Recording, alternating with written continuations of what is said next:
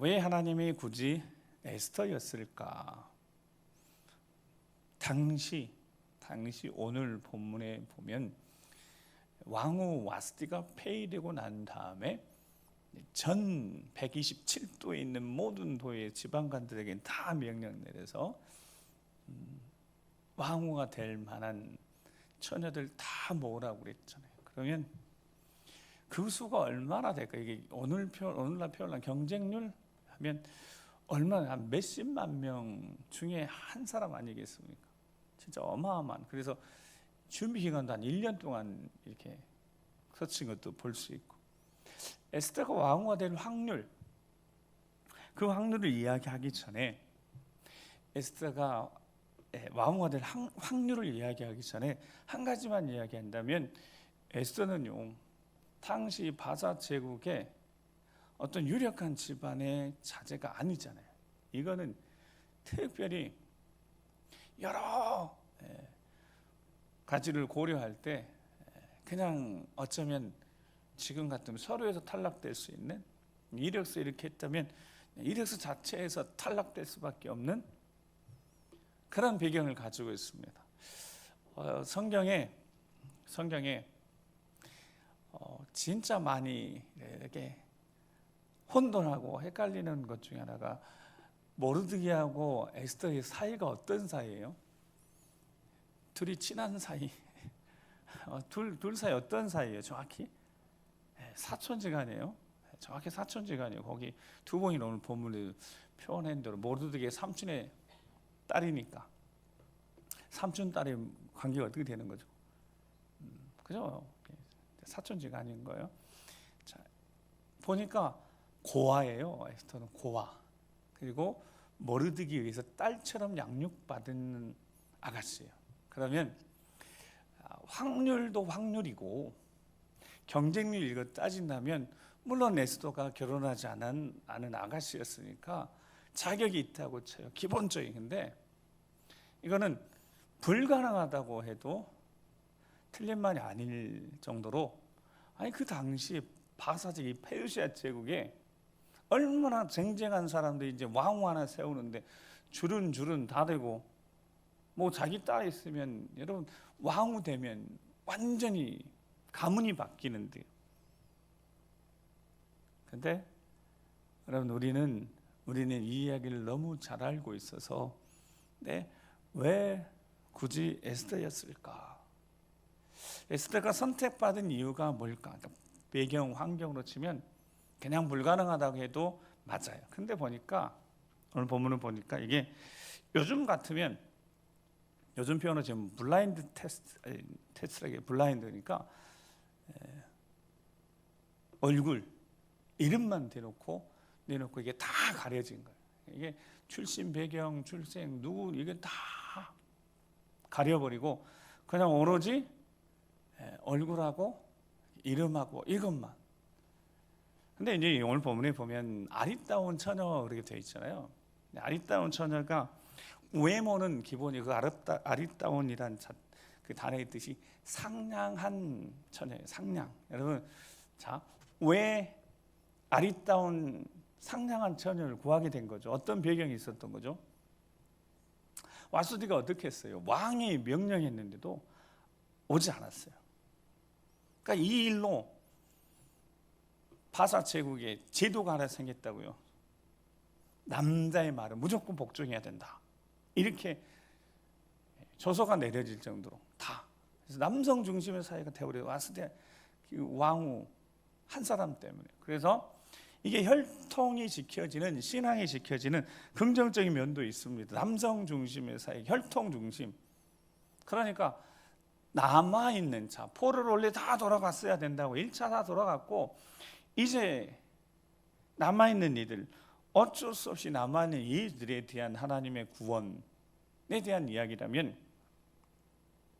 이 남아있는 이들이 그나마 제도적으로 신앙을 지킬 수 있는 국가적 차원의 여건이 마련되어 있다는 것은 그냥 큰 위로인 것 같습니다. 그래도 이 모르드게, 이 에스더는, 모르드게가 어디 지파예요? 여러분 어디 지파였죠?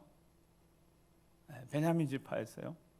기스의 중성이 돼 있어요. 기스가 누군지 아세요? 예, 기스인지 모르겠지만 사울의 아버지잖아요. 그러니까 이제 유다의 다윗의 혈통 왕족, 그래도 첫 번째 초대 왕이었던 사울의 왕이 그래도 왕족 혈통이니까. 그러니까 그래서 아마 모르드게가 돌아가지 않고 에스더를 붙들고 키웠던 것 같아요. 자, 이런 집안 왕후에 선택받을 만한 아무런 것도 없습니다. 뭐 조건 자체가 전혀 되지 않는 수준의 이 에스더. 그리고 이렇게 표현하면 좀 그렇지만 하여튼 내세울 거 뭐밖에 없다? 얼굴밖에 없다. 이뻐서 이뻤다고 했잖아요. 예쁘고 어땠다고요? 왜 상냥한 아가씨를 구했다고요? 왕후 에스더 때문에, 와스디 때문에 그렇게 됐다. 자, 그렇게 해서 선택되는 과정을 보면서 첫 번째 우리가 오늘 말씀을 하나님 은혜에 대한 말씀을 우리가 시작하면서 한 가지 확실한 거, 왜 에스더가 선택이 됐을까? 근데 그 하나님이 선택한 거잖아요. 맞죠? 여러분, 왕이 선택했나요? 오늘 본문에 나온 아하수를 왕이 선택한 건가요? 우리는 1장에서 하나님 섭리, 세상을 통치하신 하나님의 섭리, 왕을 세우고 폐하시고 계절을 바꾸시고 때를 바꾸시는 그 하나님의 섭리가 그냥 대단한 일들, 세상을 주관하시니까 어마어마한 일들만 간섭하지 개입하신 것이 아니라 성경은 단 한 사람, 처지라는 표현을 쓰죠. 여러분, 에스더의 처지는 그야말로 비참합니다. 부모도 없고 그냥 사촌 오빠에게 어떻게 딸처럼, 여러분 이게 예쁘게 이야기를 하면 사촌 오빠에게 딸처럼 양육받았다 그랬을 때 오늘 본문에 보면 한 2번 표현 나오는데 철저하게 에스더가 사촌 오빠인데 부모처럼 순종합니다. 그러면 여러분 이렇게 예쁘게 포장하면 에스더가 참 순종적이고 잘 따른 거잖아요. 근데 한편을 보면 여러분 부모가 훈육하고 부모가 나무라고 책망하는 거하고 형제가 위에 형제들이 형이나 아니면 마지들이 그 집안 보면 그런 집안이 있잖아요. 마지들이 이렇게 딱 잡는 가정이 있잖아요. 그러면 형이 이렇게 때리거나 뭐 형이 부모 없을 때 잡는 거는 여러분 억울함이 남거든요. 부모가 훈육하고 부모가 잘못했을 때 아버지나 어머니가 야단치면 그거는 좀 상처가 될 수 있어요. 그래 괜찮아요. 그래도 부모가 너무 이성 잃어버리고 하지 않는 이상. 근데 형제가 그렇게 하면 이거는 엄청 상처예요. 그거 그래서 얘들이 한번 몇 번 대들었다가 이제 정지가 되잖아요. 부모는 혹시 대들어도 부모야 부모지만 여러분 형한테 대들으면 어떻게 돼요? 저는 형이 없어서 모릅니다만은 제 친구를 보고 제가 깜짝 놀랐어요. 제 친구 집 놀러 갔다가 3살 위 형이 내 친구를 때리는 것 보고 제가 충격을 먹은 적이 있어요. 동생을 그렇게 잡아도 잡을까요? 그래서 제가 진짜 처음 충격 먹은 적이 있거든. 그래서 나는 형이 없어서 다행이다. 막 이런 생각까지 했었던 기억이 나요. 그렇다고 동생이 있었다면 여러분 제가 여러분 보기에 동생을 막 때리고 그랬을 것 같아요. 그렇지 않죠? 제가 얼마나 착한 형이 될 수 있었을 텐데 형이 없었어요. 동생이 없었어요. 형이 있었으면 말 잘 들었을 거예요. 제가 맞을 리도 없었을 것 같은데. 자, 이렇게 되면 사촌 오빠한테 양육을 받았을 때 에스더가 쉽지 않았겠다라는 생각이 든다. 그러니까 에스더의 처지를 생각하면 불쌍한 겁니다. 어쩌면 비참할 수도 있고.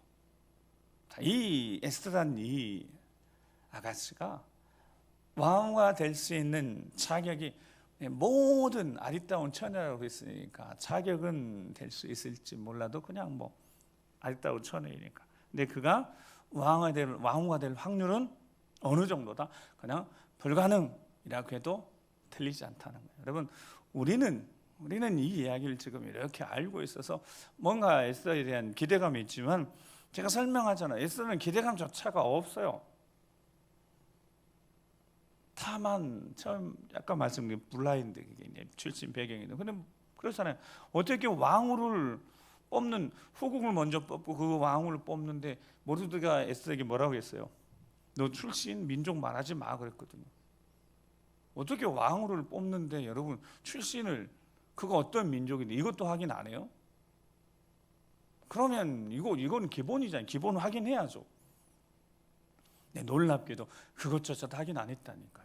이 아가씨가 어느 출신인데 어느 민족인지 이거 안 봐. 뭐만 봐요? 예쁘면 되는 거예요. 상냥하면 되는 거예요. 그래도 불가능하다라는 거예요. 그래도 불가능하다. 왜 택했을까? 하나님이 수많은 에스더 외에 그런 유다 민족 다른 아가씨도 있었을 텐데 왜 택하셨는지 정확히 알 수가 없어요. 근데 한 가지 확실한 것은 하나님이 택하셨다면 하나님이 선택하는 일들을 자세히 보면, 성경에 하나님이 택하신 자들의 이 이야기를 자세히 들여다보면 분명한 게 있어요. 어떤 게 분명하냐면 뭔가 대단한 배경을 가졌다거나 개인적인 능력이 막 출중하다, 그거하고는 거리가 좀 멉니다. 오히려 주목받지 못하고 별 볼일 없고, 물론 자세히 들여다보면 그들이 그 맡긴 사명에 충성하는 모습들은 있지만 배경, 개인적인 능력 이런 출중하지 않아요. 그거하고 거리가 좀 멀어요. 보니까 좀 연약하기도 하고 별별 유롭기도 하고 주목받지 못하는 인생들인데 하나님이 그들을 꼭 찾아서 부르셔요. 사무엘을 보내시잖아요. 베들레헴 이새의 집에 보내는 거예요. 그 베들레헴 이새는 다윗의 혈통이지만 이름도 거의 없는 그런 자기 시골 베들레헴. 근데 사무엘을 보내시잖아요. 그리고 거기서 하나님이 다윗을 찾으시잖아요. 하나님이 다윗을 지목하시잖아요. 다윗이 그때 형편이 어떤 형편이었다고요? 그 존재감이 없는, 그야말로 존재감이 없는 첫째, 둘째, 셋째, 넷째, 다섯, 여섯, 일곱, 여덟이 말째. 이것도 막내여도 뭐 이렇게 한 두세 명 중에 말째야지 이게 통하는데 이게 여덟 번째니까. 그런 이들을 하나님이 택하시더라. 그러니까 에스더를 보면 거기에 또 하나님이 똑같은 이야기가 반복되는 거예요. 그게 오늘 우리한테 적용되면 똑같은 거고요. 저한테 적용해도 똑같은. 그러니까 하나님은 은혜인 겁니다. 뭔가 배경, 뭐 이런 재능, 지식 이런 걸 가지고 하나님 택하실 것 같으면 저는 순위에서 제외됐겠죠. 가능이 없는 거예요. 여기 서 있을 자격이 없는 겁니다. 근데 하나님의 은혜라는 거예요. 지내놓고 보니까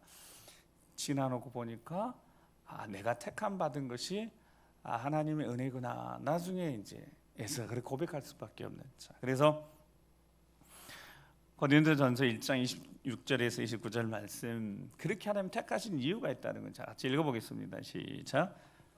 형제들아 너희 부르심을 보라. 육체를 따라 지혜로운 자가 많지 아니하며 능한 자가 많지 아니하며 문본 좋은 자가 많지 아니하도다. 일단 거기까지만 잠깐. 거기 이런 표현이에요. 자, 육신의 기준으로 봐서, 보이는 기준으로 보아서 부르심을 받았을 때 처지를 생각해 보라라는 뜻입니다.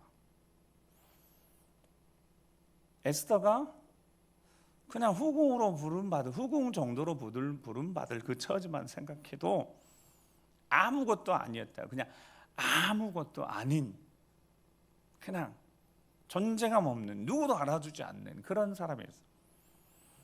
그래서 한번 처지, 부름받아서 처지를 보면 지혜로운 자도 많지 않은 거예요. 능한 자도, 사회적으로 능력을 인정받은 자도 없고, 문벌 학번 좋은 자도 많지 않다. 고린도 교회가 그랬다는 거. 그 대단한 고린도 교회가 상업 교통 요충지에서 엄청나게 부유한 이 고린도 교회 수많은 사람들이 있는 이 사람들 보니까 하나님이 그들을 부르셨는데 한번 우리끼리 보자는 거. 우리 처지가 어땠는지. 자, 그래 27절, 이제 28절, 29절 읽습니다. 시작. 그러나 하나님께서 세상에 미련한 것들을 택하사 지혜 있는 자들을 부끄럽게 하시려고 세상에 약한 것을 택하여 강한 것들을 부끄럽게 하려 하시며 하나님께서 세상에 천한 것과 멸시받는 것과 없는 것들을 택하사 있는 것들을 폐하려 하시나니 19절 이는 아무 육체도 하나님 앞에서 자랑하지 못하게 하려 하심이라. 아멘. 세상에 약한 것들, 미련한 것들, 천한 것들, 멸시받는 것들, 없는 것들, 저희 그 번역을 좀 잘못한 것 같아요. 이렇게 할 때마다 마음 한 구석이 좀 불편하거든요. 약한 것들, 미련한 것들, 사람을 겉들겉들하면 안 되잖아요. 그래서 정확히 번역하면 세상에 미련한 자들을 그랬으면 좋았을 텐데, 여러분 사람을 것이라고 할 때 어떨 때 써요? 저것이, 이것이. 뭐 보통 막 자녀들 보고 저것이 막 이렇게 할 때는 이제 막 좀 속에서 불이 났을 때 그렇게 하는 거 아니에요? 근데 그렇다는 거. 자, 근데 그게 중요한 게 아니잖아요. 그런 자들을 택하신 이유가 있대요. 지혜롭다고 하는 자는, 지 잘났다고 사는 사람들, 지 가진 거 자랑하는 사람들, 힘이 있다고 자랑하는 사람들 어떻게 하시려고? 부끄럽게 하시려고. 지 잘난 맛에 사는 사람들이 있다고, 가졌다고, 배웠다고 남 무시하는 그런 사람들 어떻게 하시려고요? 하나님이 부끄럽게 하시려고. 그래서 결국 29절에 아무도 하나님 앞에 자랑하지 못하게 하시려고 그렇게 하셨다는 거예요. 자, 에스더가 선택받은 이유가 뭐라고요? 가장 약하고 배경도 없고 누구 하나 주목해 주지 않고 비참한 인생이었기 때문에 하나님이 그녀를 택하셨다는 거예요. 결국 그를 택하신 이유가 뭐라고요? 그 당시 있다고, 가졌다고, 배경이 있다고 이 유다인들을 무시하는 자들을 하나님이 본때를 보여주시려고 가장 약한 자를 택하셨다라는 게 에스더 이야기입니다.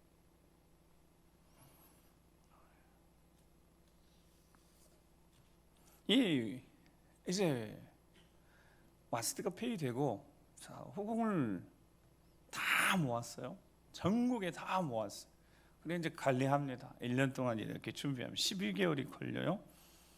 자, 그 과정 속에 다 후궁을 관리하는데 12개월, 1년이 걸립니다. 그리고 이제 아까 성경에 오는 모르드게를 소개하는데 이 사람은 베냐민 지파 사람이고 바벨론의 침공 2차 포로 때 바벨론에 잡혀온 사람입니다. 2차 포로에 잡혀올 때는 1차가 다니엘이나 왕족 귀족들 1차가 그렇게 잡혀가고 두 번째 포로 때는 뭐 제사장들을 비롯해서 조금 그래도 유력한 사람들 2차에 잡혀갔어요. 그러니까 이 모르드게 집안이 유력하긴 했는데, 자, 이 젊을 때 잡아갔을 때는 어떻게 잡아갔냐면 부모는 다 죽이고 그렇게 잡아갔어요. 그러니까 딱 이 모르드게도 에스더도 집안은 좀 유력했다는 거예요.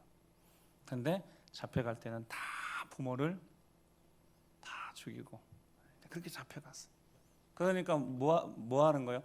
돌아갈 생각도 하지 말고, 만약 여기 부모 놔두고 잡아가면 어떻게 되겠어요? 그러니까 유력하고, 그러니까 잡아가서 돌아갈 생각하지 못하도록 거기다.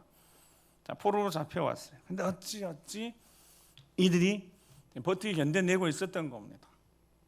유다의 혈통, 신앙 지켰던 거예요.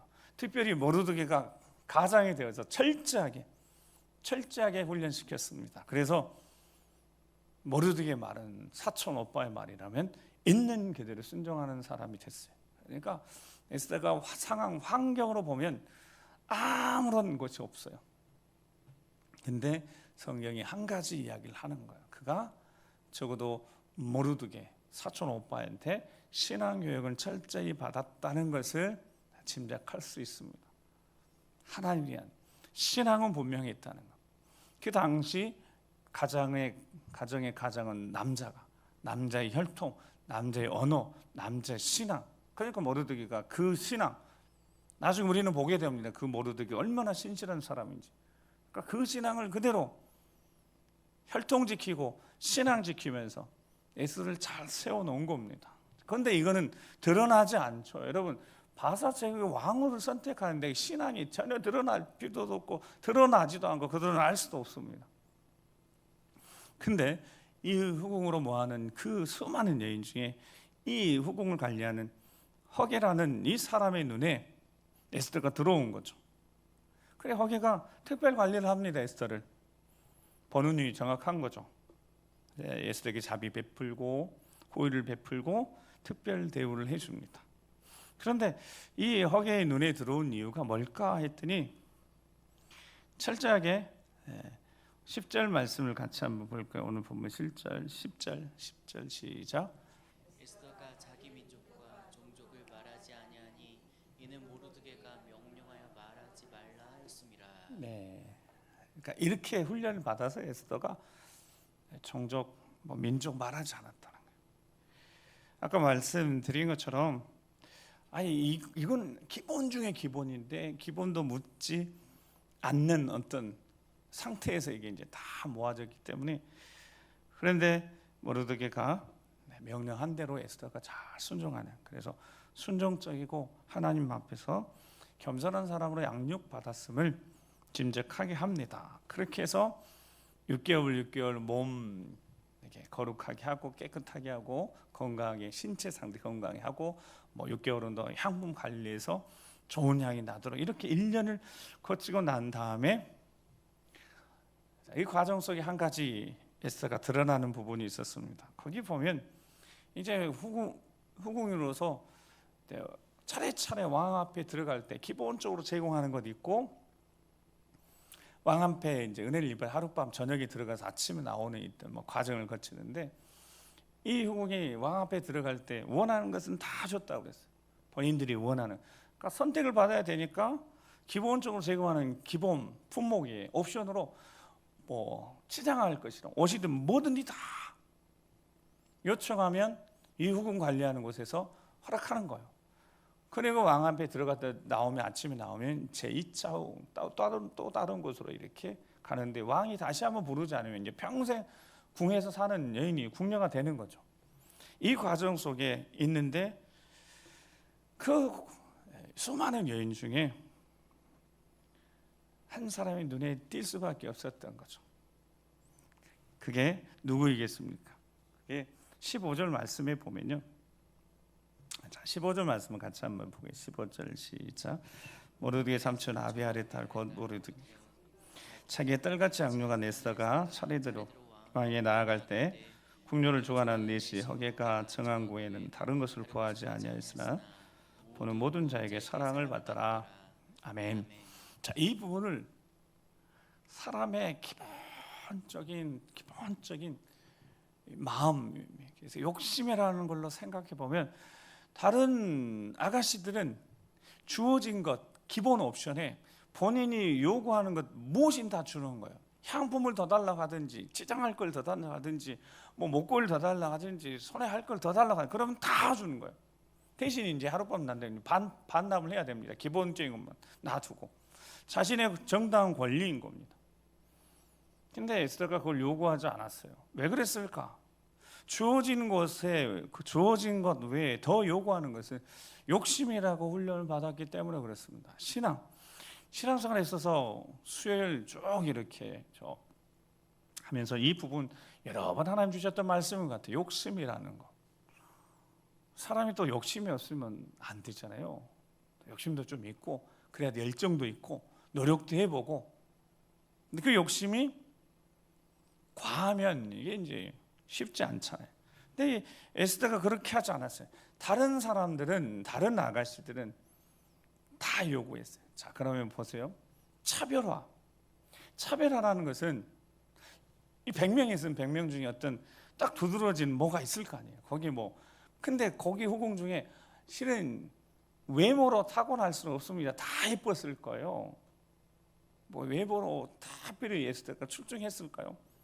그렇지는 않았을 것 같아요. 더 예쁜 사람이 있었을 수 있어요. 자, 그러니까 차별화가 어떻게 뒤집어지냐면 이 말씀을 준비하면서 그런 생각이 들어요. 자, 다른 100명이라면 다 99명은 다 어떻게 했다고요? 전부 다 화려하게 치장했다고. 그러니까 다 그렇게 자기 정당한 권리니까 다 주장해서 다 받아가지고 왕 앞에 어떻게 한번 가서 인정받아볼까 그래서 다 꾸몄다고요. 그러니까 왕의 눈에 딱 봤을 때 여러분 누가 눈에 띄겠어요?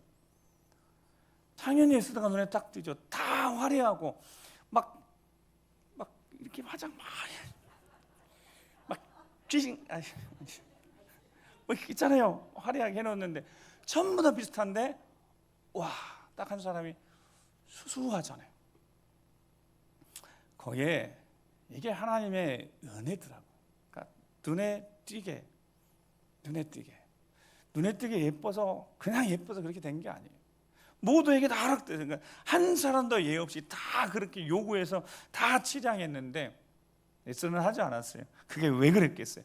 왕후에 대한 욕심이 없었습니다. 여러분, 에스더가 와 내가 왕후가 돼야 되겠다 뭐 이런 욕심이 있었을까요? 아닌 거죠. 내 것이 아닌 것을 품고 있으면, 욕심을 품고 있으면 그게 불이 되어서 자식을 태운다는 것을 알고 있었습니다. 여러분, 욕심이 과하면 얼마나 무서운지 아시잖아요.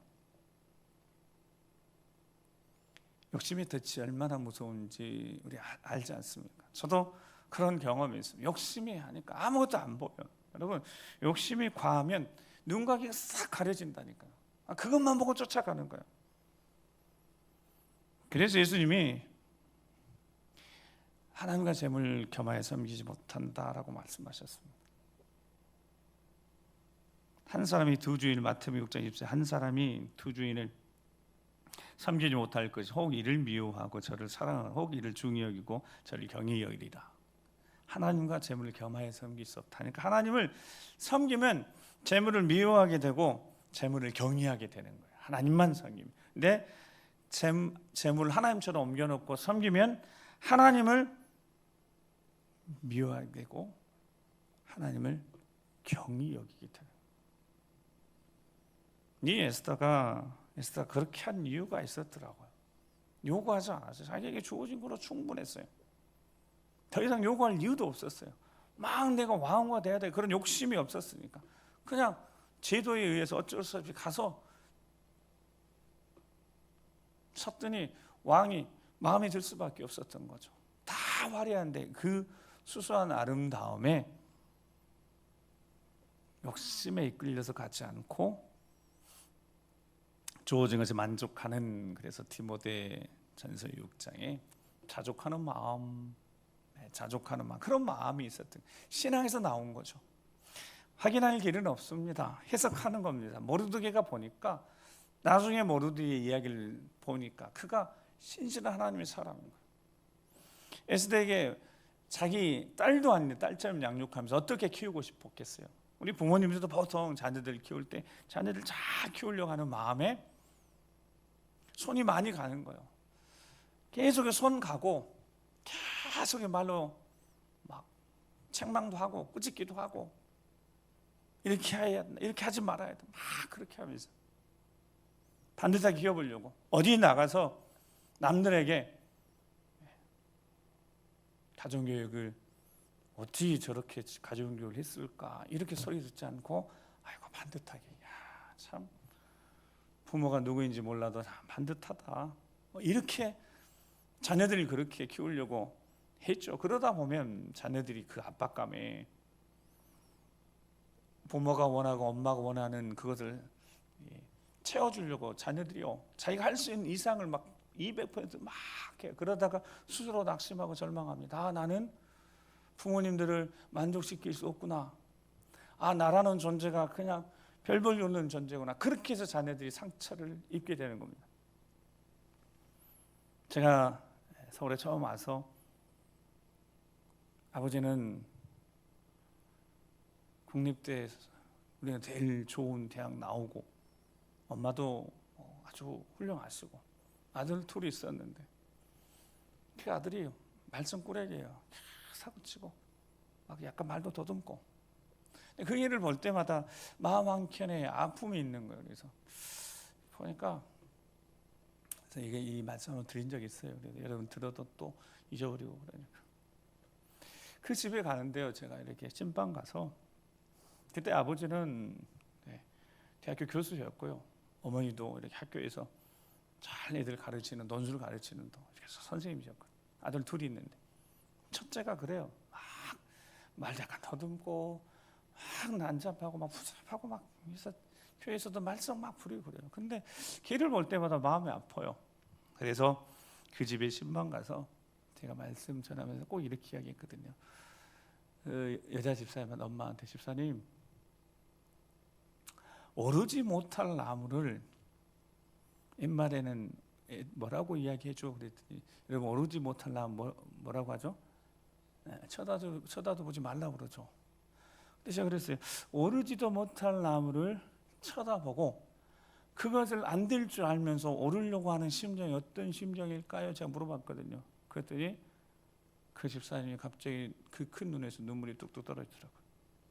그러니까 본인들은 한 번도 아빠처럼 데려간 적도 없고 아빠가 간 대학을 가라간 적도 없고 얘한테 그녀한테 그러니까 압박을 준 적이 없다고 그러더라고요. 그래서 제가 그랬죠. 아니요. 그렇게 하지 않으셔도 충분히 저 아들은 그렇게 마음의 압박을 받았어요. 무슨 뜻이냐면 지가 해보려고 노력을 해본 거예요. 엄마 아빠의 기대치를 이렇게 기대하는 바가 있으니까 말은 안 해도 그걸 해보려고 한 거예요. 그런데 이제 안 되는 거죠.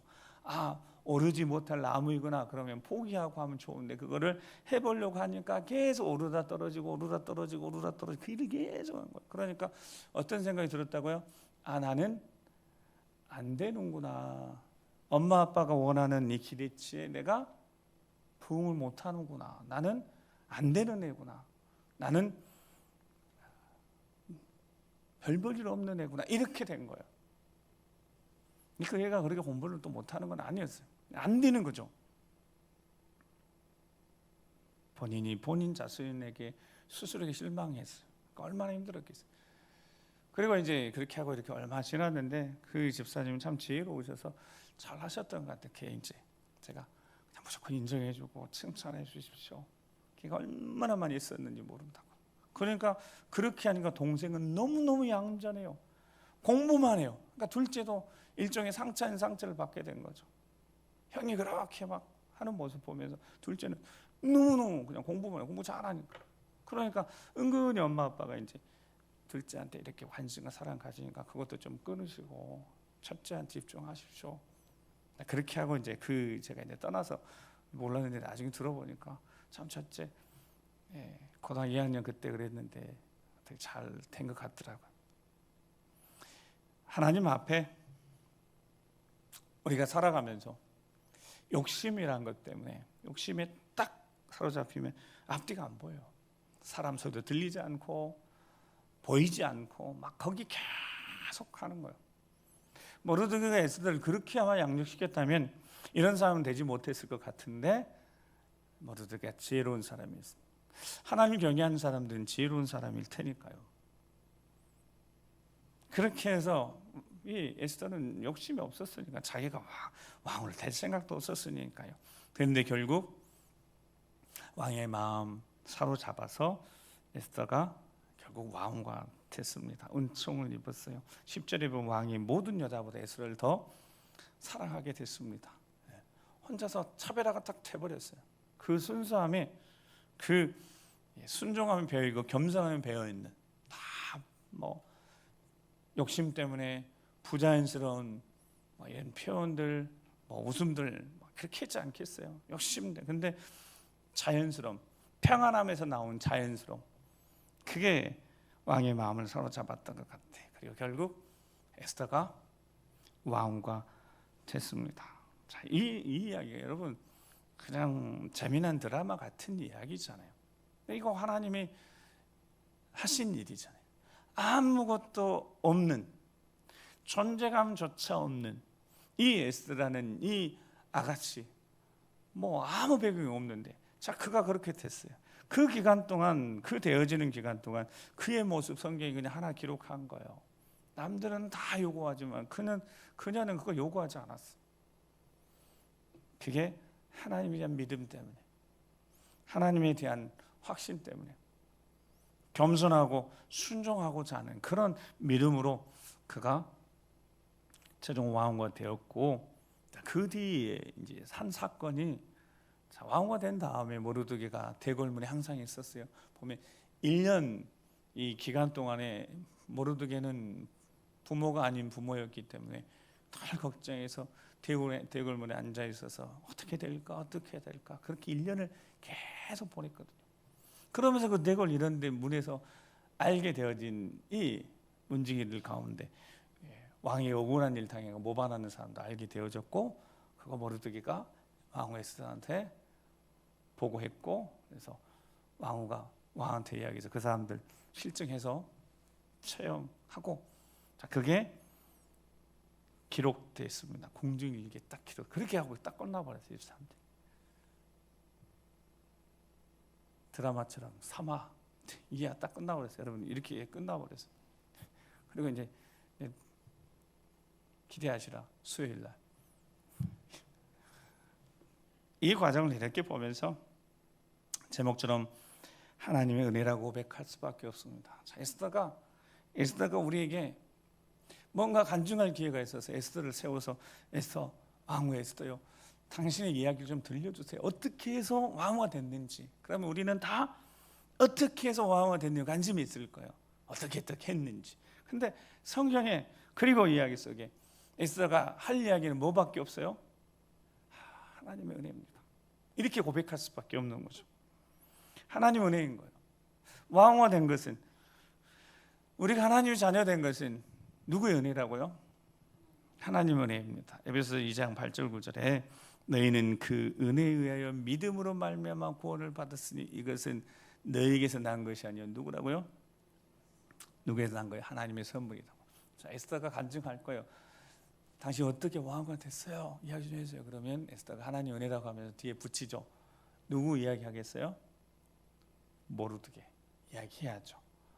제가 한 게 아니라 저는 사촌 오빠가 하라 안 그랬을 뿐입니다. 민족, 종족 구하지 말라고 해서 알리지 말라고 그렇게 했고, 그냥 늘 나한테 일러준 대로 우리가 하나님 백성이고 하나님 신뢰하는 사람이고 욕심 부리면 안 된다. 욕심 부리면 안 된다. 주어진 것에 만족하고 살아야 돼. 욕심 부리면 그 욕심이 우리를 삼키게 되니까 이렇게 훈련을 받았던 것 같아요. 그러니까 욕심 부리지 않았죠. 그러니까 내가 한 게 아니야. 내가 한 게 하나도 없다고. 그래서 9절에 행위에서 나은 것이 아니니 이는 누구든지 자랑하지 못하게 하려 합니다. 자랑할 게 뭐가 있어요? 여러분 에스더가 간증하라면 에스더가 자기가 자랑할 것이 뭐가 있겠어요? 아무것도 없죠. 그리고 오늘 본문에 보면 세상의 권력자 앞에 왕으로서 1년 걸렸습니다. 1년 동안 절차에 따라서 이게 왕후가 세워지는데 절차가 빨리빨리 진행해서 왕후 빈 자리를 빨리 채워야 될 것 같은데 1년인 시간이 걸렸어요. 근데 이 이야기를 제가 이제 책을 이렇게 찾다 못 찾았는데 다이스 장막씨한테 남은 소미태님 목사님 책이었을 것 같아요. 거기 보면 거기 이제 그렇게 써놨어요. 세상의 왕 앞에 서는데 몇 년 걸렸다고요? 1년 12개월. 우리는 살아계신 하나님 앞에 날마다 서는 자들이에요. 날마다 선다고 해서 하나님 앞에, 살아계신 하나님 앞에 우리가 함부로 서서 되겠습니까? 왕 앞에 나올 때는 철저하게 준비를 해야 된다는 거예요. 살아계신 하나님, 전능한 창조자 하나님 앞에 올 때는 절대로 그냥 오면 안 된다는 거예요. 세상의 권력자 앞에 서는데 1년을 걸쳐서 준비해서 서는 거라면 그런 마음, 하나님 앞에 섰을 때 우리가 결코 함부로 서서는 안 된다는 겁니다. 살아계신 하나님이시니까, 만왕의 왕이신 그 하나님, 성삼위 하나님 앞에 서는데 어찌 그냥 설 것인가 이 말입니다. 우리가 예배하는 이 자리가, 하나님 앞에 서 있는 이 예배의 자리가 그냥 설 수 있는 자리가 아니라는 겁니다. 아무런 준비 없이 섰을 때 정말 이거는 큰 화를 당할 수 있는 자리입니다. 다만 우리가 그렇게 화를 당하지 않는 이유가 예수 그리스도 십자가의 구원의 은혜뿐인 거죠. 고린도전서 15장 9절 10절에 보면 아까 그 에스더 이야기를 하면서 에스더가 자기가 한 것이 아니다, 바울이 그런 고백하니까요. 10절에 그러나 나의 나된 것은 하나의 은혜로 된 것이니 내가 내게 주신 그 은혜가 헛되지 아니하며 내가 모든 사도보다 어떻게 해요? 더 많이 수고해요. 이건 진실이에요. 다른 어떤 사도보다도 바울이 정말 수고 많이 했어요. 3차에 걸쳐서 전도행부터 시작해서. 그런데 바울이 뭐라고 그래요? 그거 누가 한 것이라고요? 그거 내가 한 것이 아니고 오직 나와 함께 하신 하나님의 능력, 하나님 은혜로 감당한 것입니다 라고 고백하잖아요.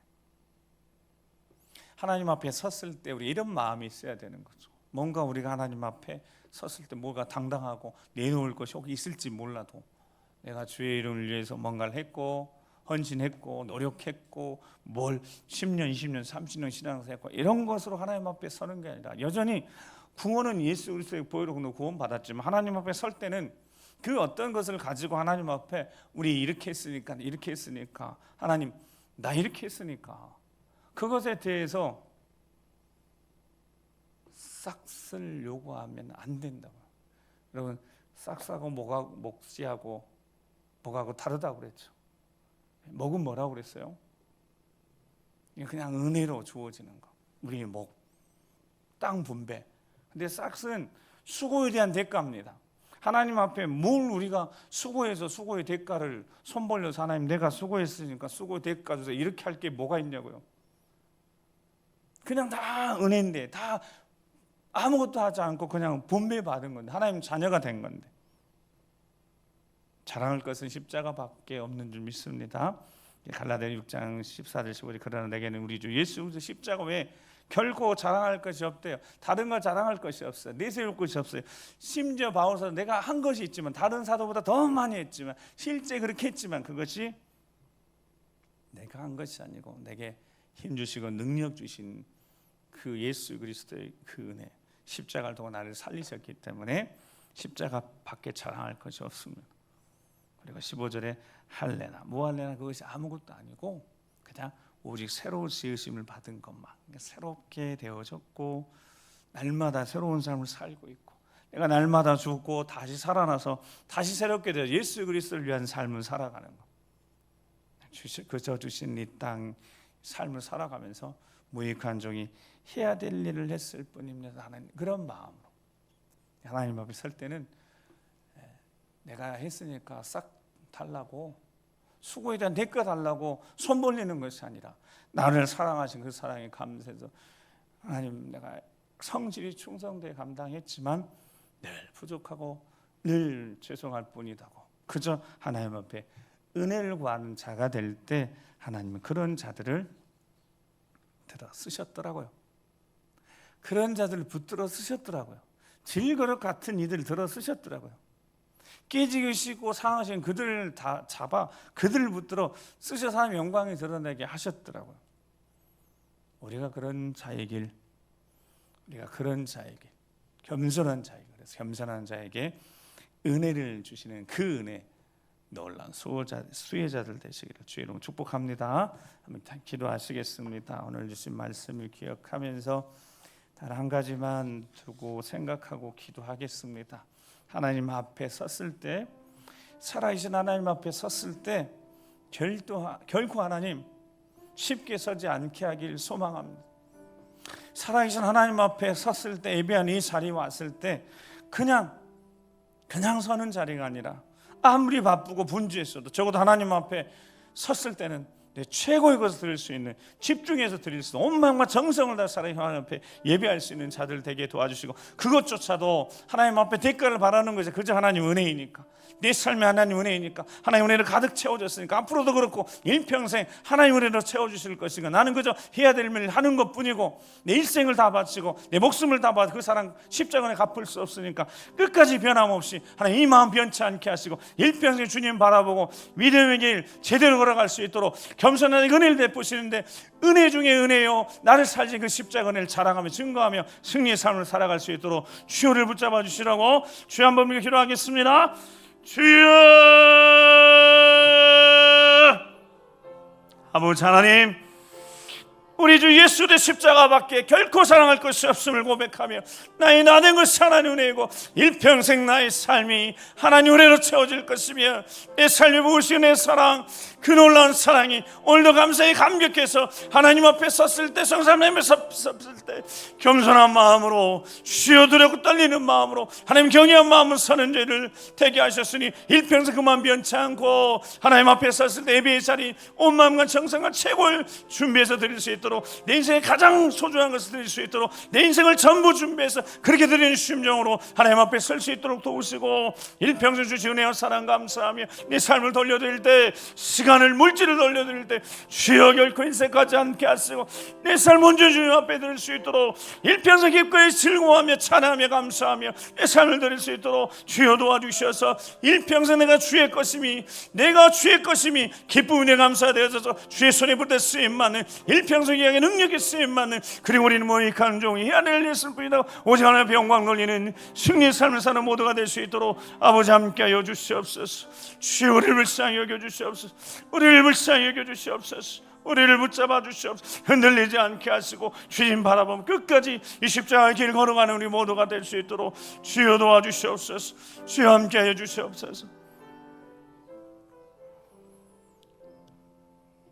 거룩하신 아버지 하나님 감사합니다. 아무것도 아닌 자들, 그런 우리를 택하시고 사랑해 주셔서 하나님 자녀 삼으시고 지금과 여기까지 삶을 이끌어 인도해 주심을 감사합니다.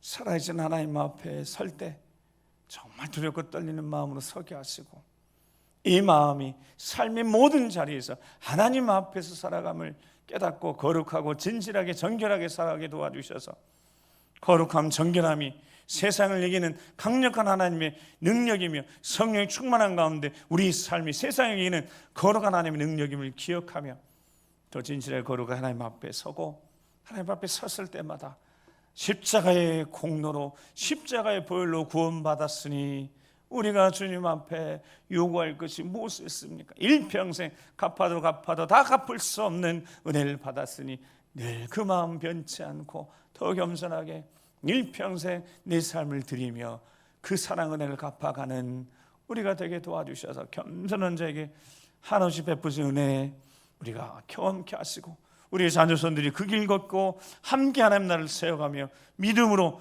승리하는 믿음의 가정, 주의 몸된 교회가 되도록 인도하여 주시옵소서. 남은 한 주간도 삶의 자리 아버지 전에 다 올려드리며 그 삶의 자리마다 거룩한 예배자로 서서 예배로 승리하는 삶을 살기 간절히 소망하오니 그렇게 이끌어 인도에 승리케 하여 주시옵소서. 함께해 주실 것을 믿고 감사를 드리며, 이제는 우리 구주 예수 그리스도 십자가의 구원의 은혜와 아버지 하나님 그 크고 놀라우신 사랑하심과 성령 하나님의 감동감과 역사 교통하심이 모든 것이 하나님 은혜임을 고백하며 또다시 겸손히 주의 길 십자가의 길 걷고자 결심하고 믿음을 새 출발하는 모든 심령들 위해, 믿음의 가정 위에 사랑하는 자녀 손들 인생 초대 교회과 미래 위에, 주의 몸된 교회와 우리 어리신 때부터 시작해서 어린 자녀의 그 모든 세대들의 인생 위에, 이 민족 위에 지금부터 영원토록 함께 하시옵시기를 간절히 축원하옵나이다. 아멘.